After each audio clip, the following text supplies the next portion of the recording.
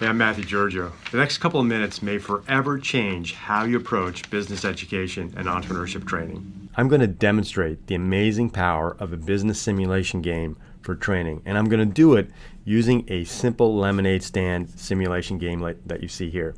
That's right, this is the simplest of all business games, but you're not going to believe the amazing power that this has to teach people about business. This is an amazing learning experience. Just give me a couple minutes and you're going to be amazed at what you discover here. All right, so here's what we're going to do. We're running our lemonade stand. Here's the location of our lemonade stand. We got to do a couple things.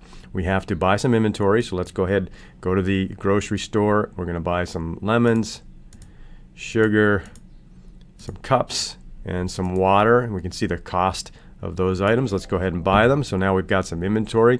Now we're going to set our recipe based on what we think the ingredients are going to cost. I can do sweet and lemony, which is more expensive to make, but customers are going to like it better, or sour and watery, which is pretty cheap to make, but my customers may not be as happy. Let me just start somewhere in the middle here just to see where that gets us. And now we're going to set our price for lemonade. So let's see, it's going to be a sunny day today, I think. So I'm going to maybe put the price up a little bit. Let's go to $2.20. All right, so I've priced my lemonade. I've got inventory. I've set my recipe. Let's go ahead and open for business. All right, here we go.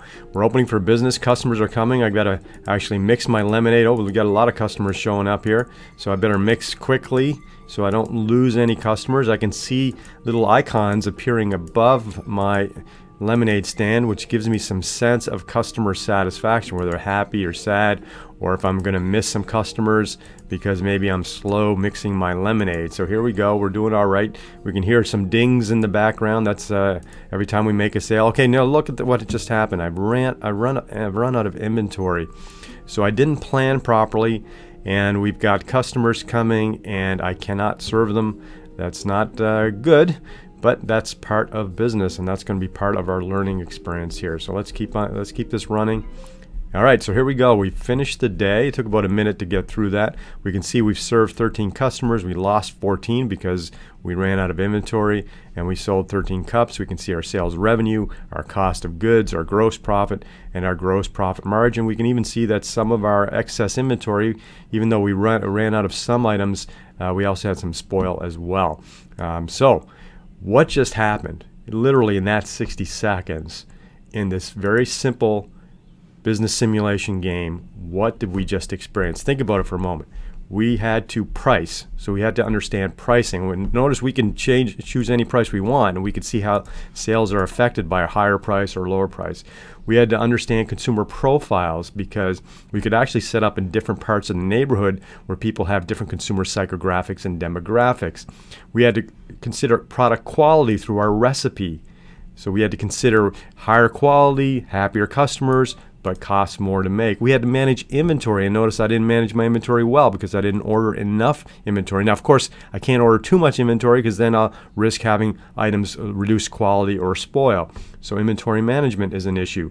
We had carrying costs potentially. So if we have excess inventory, again, not only can something spoil or expire, but we may have inventory carrying costs. We had supplier management because we have a grocery store, but maybe we have multiple grocery stores that we can buy from that have different prices and different quality levels.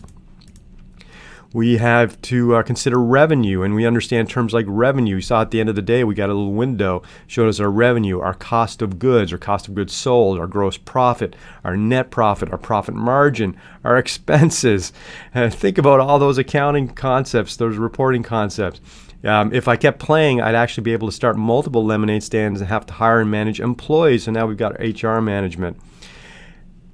All of this just happened literally in 60 seconds. Right, 60 seconds. Now, compare this experience we just saw to anything else regarding learning about business. Reading a book, watching a video, sitting through a lecture, going on a field trip, having a presentation from your favorite entrepreneur.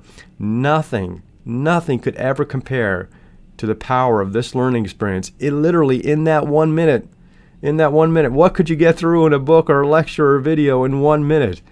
Right? Now extrapolate this out to a few hours, even a few hours, and now you're getting into more deeply. Again, compare that to any other learning experience. Because you see, let me explain this. This is what's very important. You see, business concepts are easy to understand. Think about it for a moment.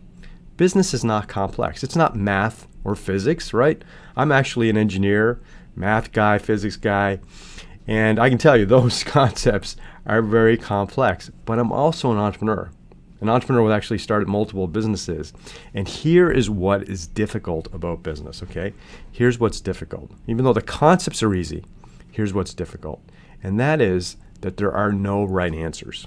There is no clear path. This is what's different about math or physics and concepts like that. They're difficult to understand, but once you understand them, you got the formulas down, you know the right answers, right? And you can always get the right answer. Business has no right answers, has no clear paths. That's why it becomes so complex. You have so many competing priorities and so much competing information, you just never know the right answer. Even if you're successful, you actually don't even know if that's as much of a success you could have found. Maybe you made some tweaks to your decisions, you could have even been even more successful. And of course, we know most businesses fail, so that's the other end of that. And so I'll leave you with this. This is why you cannot learn about business until you run a business. Let me say that again. You cannot truly learn business until you actually run a business. And that's what a game like this does. And that's why I've actually dedicated my career to designing games exactly like this one. And I work with business educators and entrepreneurship trainers in schools, universities, corporations, Fortune 500 companies around the world to apply concepts like this to enhance learning of business and leadership training. And this is a simple lemonade stand game. I work with people where we provide super complex experiences like global head-to-head multiplayer experiences for students to learn, students of all ages. Thanks for watching. Again, I'm Mathew Giorgio. If I can help you in some way, please hit me up here on LinkedIn or visit goventure.net. Thanks.